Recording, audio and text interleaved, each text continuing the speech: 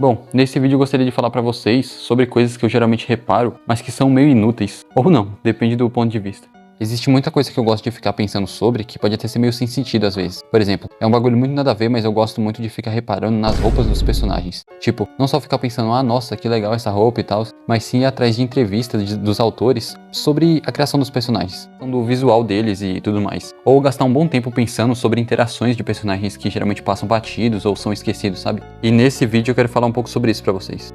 Vou começar falando de Death Note, e assim, de tudo que eu poderia falar da obra, eu vou começar falando das roupas do Light e da Misa. Especificamente deles, porque eles são os que mais trocam de roupa durante a obra toda. Sinceramente, eu acho eles bem estilosos. Eu acredito que todo mundo concorda com isso, que, porra, eles se vestem bem. Principalmente a Misa. Eu tava pesquisando sobre a criação de personagens de Death Note, e eu li uma entrevista que tá no volume 13, o How to Die. Lá eu li que as roupas do Light foram idealizadas para serem roupas de pessoas brilhantes. E assim, eu não sei como isso funciona, mas eu acho que deu certo. E eu acho legal de ver a variedade de roupas que ele vai usando com o passar do tempo. No início do mangá ele usa mais o uniforme dele, suéteres, camisa social e o casaquinho clássico dele, né? E pós time skip, ele usa a maior parte do tempo ternos. Imagina que a ideia no início era passar uma vibe mais acadêmica, tá ligado? Já que ele é uma pessoa, né, brilhante. E eu acho que eles conseguiram passar essa vibe.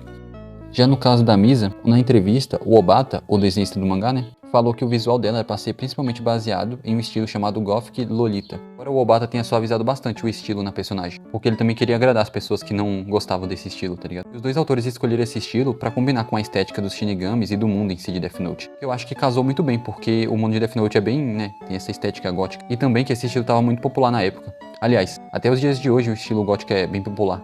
No início, a Misa usava bastante roupas góticas e, vez ou outra, roupas mais casuais. E só após time skip que ela passa a usar roupas mais variadas. E eu acho a Misa interessante porque ela me remete bastante às coisas dos anos 2000. Eu acho isso muito foda porque eu adoro as coisas dos anos 2000. Tipo ali 2000, 2010, sabe? Eu adoro essa estética dessa época. E da internet em si, os estilos de roupa, os jogos, os mangás, os filmes, por aí vai, tá ligado? Eu acho tudo dessa época muito bacana. E já que a gente tá falando de moda e dos anos 2000, isso até me lembrou um mangá chamado Nana. Também se passa no início ali dos anos 2000, 2001, 2002, por aí. Obviamente esse mangá se influencia bastante nas coisas da época. É engraçado ver como algumas coisas funcionavam naqueles anos. Também fica impossível não reparar nas roupas das personagens, já que reflete bastante nas roupas usadas naquela época.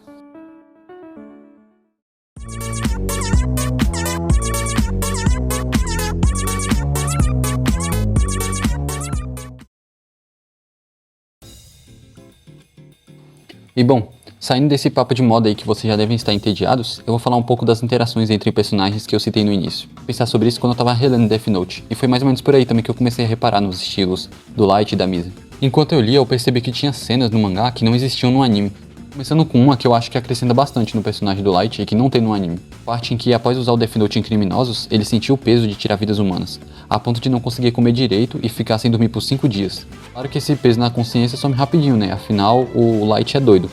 Mas essa cena me pega muito porque é estranho imaginar o Light demonstrando culpa, tá ligado? Sei lá, é como se tivesse algo de errado, tá ligado? Mesmo que essa cena seja curtinha, ainda assim é estranho imaginar o Light sentindo culpa. Ainda em Death Note, outra cena que eu acho legal acontece pouco depois do Light conhecer a Misa. Misa tá explicando pro Light como os olhos de Shinigami funcionam, o Light a elogia e eles trocam olhares, sabe? Aqueles olhares meio românticos. E o Light se toca que ele não pode se deixar envolver com ela, porque um dia ele vai ter que matá-la, tá ligado? Criar algum tipo de afeto um pelo outro, isso pode acabar dificultando coisas no futuro e assim levando o plano do Light à ruína. E assim, isso é interessante porque só do Light pensar isso significa que mesmo que um pouco, ele seria capaz de gostar da Misa. E conhecendo o Light, isso também gera estranheza, já que ele é um maluco, né?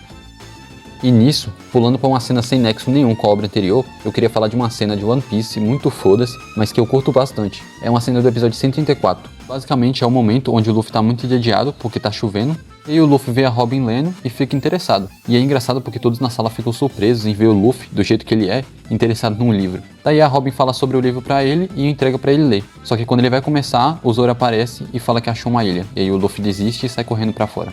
Eu acho legal esse momento, não só porque o Luffy mostra interesse em algo que ele normalmente nunca chegaria perto, também porque mostra que a Robin é a única naquele ponto que trata o Luffy como um ser humano, tá ligado? Tipo, todo mundo lá gosta e respeita ele, mas ainda vê ele como um completo estúpido. Já a Robin, ela é a única que meio que não liga pra estupidez do Luffy, ela meio que passa por cima disso, sabe?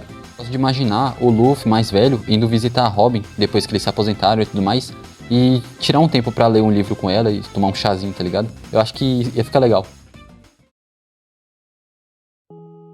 Enfim, tem muitas outras coisas que eu gostaria de falar sobre, mas por enquanto vai ser só isso. Apesar de eu estar me coçando pra falar de uma dinâmica muito subestimada, que na gringa eles chamam de Gothic Family. O integrante dessa família, entre aspas, é o Zoro, o Mihawk e a Perona.